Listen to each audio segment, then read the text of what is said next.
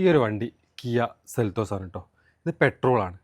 ഈ പെട്രോൾ വാഹനം CNG ആക്കിയാൽ എന്തായിരിക്കും നിങ്ങളുടെ അഭിപ്രായം എന്നറിയാൻ വേണ്ടിയിട്ടാണ് കേട്ടോ. ഇപ്പോൾ ഞങ്ങളിപ്പോൾ ഡൽഹിയിലും മുംബൈയിലൊക്കെ പോയപ്പോൾ അവിടെ ഓല അതുപോലെ തന്നെ യൂബർ ടാക്സികളൊക്കെ ഓടുന്നത് CNGയിലാണ്. വളരെ കുറഞ്ഞ എമൗണ്ടിലാണ് അവരൊക്കെ സർവീസ് നടത്തുന്നത്. അപ്പോൾ CNG അത്രത്തോളം ലാഭകരമാണോ? അതുകൊണ്ടാണ് അവരൊക്കെ CNG ആക്കുന്നത്.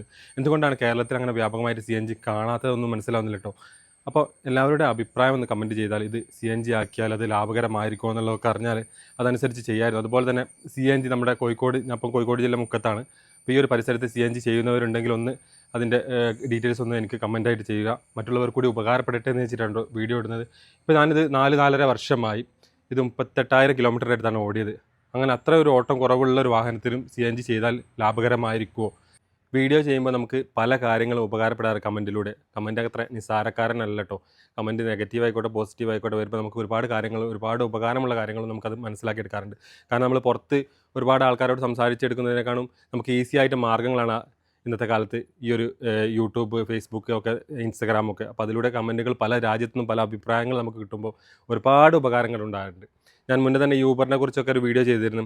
അപ്പോൾ പുറത്ത് പോയപ്പോൾ യൂബർ ടാക്സിനെ കുറിച്ചൊക്കെ. അപ്പോൾ എനിക്ക് ഞങ്ങളെ മുക്കത്തുള്ള നൗഷാദൊക്കെ കമൻറ്റ് ചെയ്ത് കേരളത്തിലുണ്ട് അതുപോലെ തന്നെ ആപ്പ് എന്നുള്ളട്ടോ.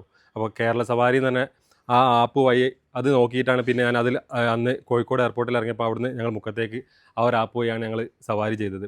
അപ്പോൾ ആ ആപ്പ് ഒരുപാട് ആൾക്ക് അറിയാത്തവരുണ്ട്. ആ ആപ്പും നമ്മുടെ നാട്ടിൽ വ്യാപകമാകുമ്പോൾ എല്ലാവർക്കും ഉപകാരപ്പെടും. കാരണം നമുക്ക് ടാക്സിക്ക് എന്ന് പറഞ്ഞിട്ടുണ്ടെങ്കിൽ നമ്മൾ ടാക്സി വെയിറ്റ് ചെയ്യുക അതൊക്കെ ഈസി ആയിട്ടുള്ള മാർഗ്ഗങ്ങളായി മാറിയിരിക്കുകയാണ് ആപ്പിലൂടെ നമ്മൾ യാത്ര ചെയ്യാൻ വേണ്ടിയിട്ട്.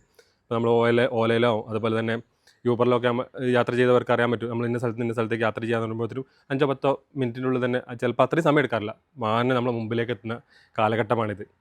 വീണ്ടും കാണാം മറ്റു നല്ലൊരു വീഡിയോയുമായി.